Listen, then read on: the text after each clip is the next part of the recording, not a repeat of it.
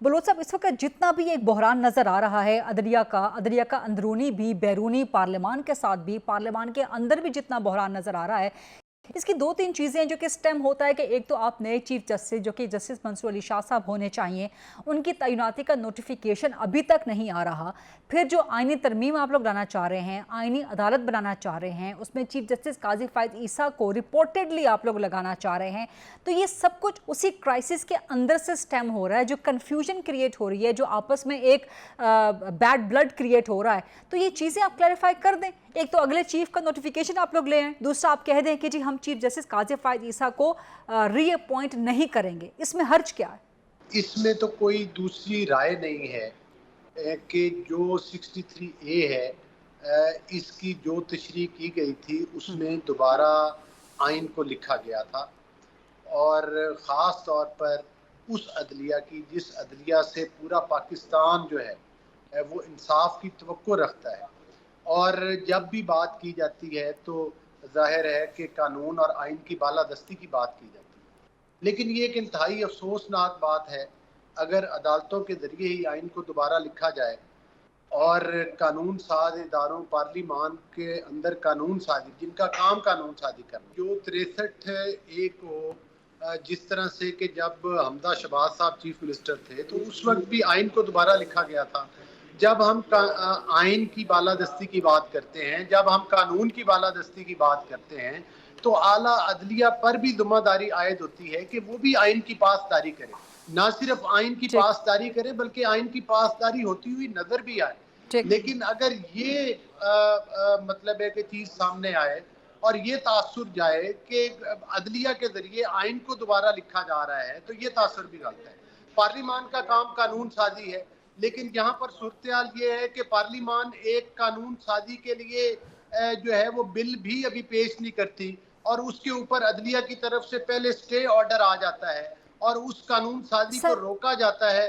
तो ये भी दुरुस्त नहीं है, ये भी दुरुस्त नहीं है अली गौहर साहब जो आप कह रहे हैं। लेकिन इसके साथ साथ आपकी मुखालिफिन तनकीद करते हैं कि अगर कानून साजी का मकसद आपके मखसूस सियासी मफादात हों और ऐसे मफादात के आप एक तरमीमी ऑर्डिनेंस कर रहे हैं, उसकी मर्जी के मुताबिक अपनी मर्जी का केस लगवाना चाहें, अपनी मर्जी के बेंच से अपनी मर्जी का फैसला लेना चाहें, तो वो कहते हैं कि ये भी गलत है। देखिए, मैं आपको एक छोटी सी मिसाल देता हूँ। ये तो अभी हर तकरीर में और हर जलसा के अंदर पीटीआई के मतलब है लोगों की तरफ से जो तकारीर की गई मखसूस जजेस की सपोर्ट में और उसी तरह के फैसले होते हुए नजर आए, तो मैं तो समझता हूँ कि जिस तरह से आप पहले बता रही थी कि जो हमारे आने वाले चीफ जस्टिस हैं सुप्रीम कोर्ट के, उनकी शख्सियत को तो एक पार्टी ने मुतरादे बना के रख दिया। बिल्कुल ऐसा ही है, बिल्कुल ऐसा ही है। लेकिन उसका भी एक चीज स्टेम होती है ना कहीं से। आपने नोटिफिकेशन में इतनी ताखीर कर दी, आप नोटिफिकेशन ले आते। जैसे काजी साहब का नोटिफिकेशन हुकूमत ने पहले जारी कर दिया था, कोई 2 या 3 महीने पहले, नंबर 1। नंबर 2, आप ये वजाहत कर दें कि जो आईनी अदालत अगर बनेगी भी उसमें हम काजी साहब को रीअपॉइंट नहीं करेंगे। इसमें हर्ज क्या? देखें, बात ये है कि पार्लिमान का काम कानून साजी करना है। पार्लिमान का काम जो है आइन में तरामीम लेकर आना है जो मुल्क के मफाद में हो और ये मेरा सवाल आइन से मुतसादिफ। ये मेरे सवाल का जवाब नहीं। मैं उसी तरफ आ रहा हूँ। देखिए, पहली बात तो ये है कि जब तक जो अभी हमारे चीफ जस्टिस हैं उनकी मुद्दत पूरी नहीं हो जाती, उससे 1 दिन 2 दिन पहले भी नोटिफिकेशन हो सकता है और उससे पहले हुए भी हैं। दूसरी मेरी गुजारिश ये है कि आइन में वादे लिखा हुआ है अदम एतमाद का। जिस तरह से जजेस ने फैसला किया 63A का और उन्होंने अदम एतमाद का रास्ता ही बंद कर दिया, तो मैं समझता हूं कि एक आइन की उन्होंने शिक को मुअत्तल कर दिया।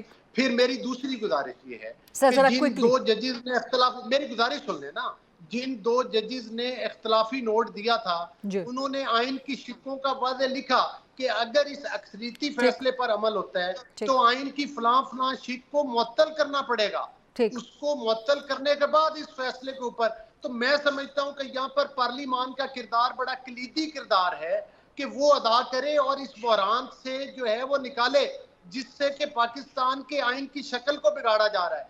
انہی عدالتوں کے ذریعے پرویز مشرف کو بھی اجازت دی گئی تھی کہ وہ آئین میں ترمیم کر سکتے ہیں، اور آپ کو یاد ہوگا کہ وہ بھی ایک تاریخی فیصلہ آیا تھا، وہ کہاں سے آیا تھا؟